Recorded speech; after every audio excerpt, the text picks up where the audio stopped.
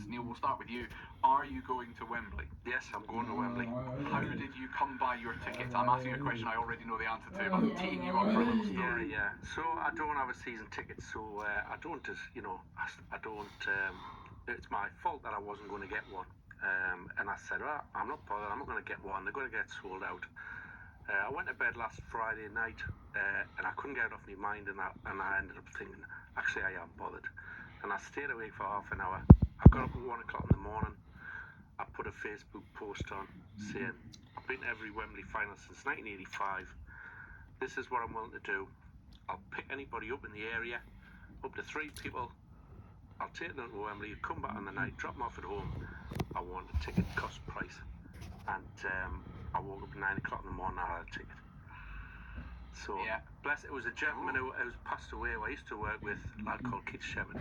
His daughter rang us, Vanessa, bless her, and she said, Neil, there's a ticket going spare. My whole family booked a cruise last year. We've got 4 tickets and there's 1 spare. And so you will be going down on the day and coming back again. That's right. Yeah, doing it in one, but you will be there and keeping that. So that's a pretty impressive record of Wembley attendances then, is it? Yeah. Obviously, it's years before I saw a goal in the victory. But still enjoy the day. How enjoyable a day will it be in terms of nerves and before the game? Obviously, the outcome dictates the rest. I mean, nerves is I don't want to get hammered.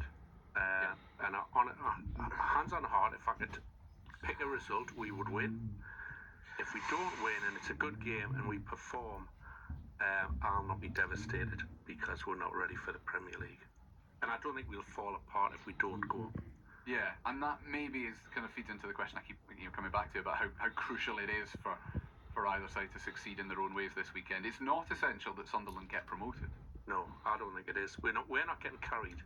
We haven't got a Kevin Phillips or somebody who's going to go if we don't get promoted. We've got players who are playing well, who people are interested in, but I don't think we've got anybody outstanding. And as we've proved with Ross Stewart and Jack Clark, I think much of the squad and much of the people who are of interest for other people, I think a lot of it's paper talk.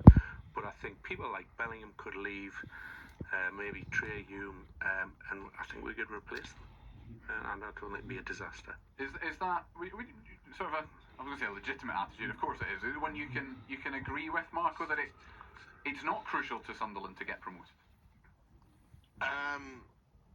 I don't think it's as easy as sometimes we make out that we can plan the year that we're going to get in the playoffs, because we've seen at times over the last few years and even this season where the fragility of the squad dictates a lot of how you're going to do. That if you're missing key players, we went quite a while without a striker in recent years, and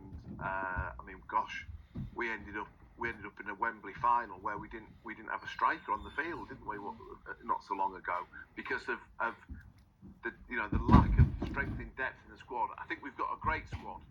I fully believe in these players, and I think they've all excelled themselves. They've stepped up. They've improved. All the things that the club are here to do.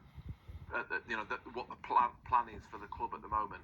But I do disagree a little bit that I think people like Dan Neil, I think there will be Premier League clubs who will say, or promoted clubs even, who will say, this lad is ready for a shot at that.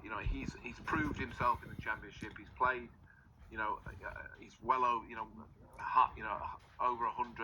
well over 100 games for the club. It's 200. I think most of them have been in the Championship. So, it's time for those players, and also it's their contract situation which dictates a lot of this. If players are going into the last 2 years or last 1 year of their contract, it's in the club's interest to get them. This is the sort of premium time for cashing in. Otherwise, it gets to a stage where they don't get fees for these players, and I think that's an issue that we've. To be honest, I've not got the list in front of me when everyone's contract comes to an end, but that is a factor because of the way that we're run. That we haven't got an owner who's signing off a massive check at the end of the season like Ellis Short did. Yes, he's contributing and he's doing his part, but it isn't on the same level as we've had in the past, and it has to be done properly. So if we need to sell players, we'll sell them. If you were Regis Labrice, Neil, what would your Saturday starting 11 be? most of it probably picks itself. But not all of it. Yes. Well,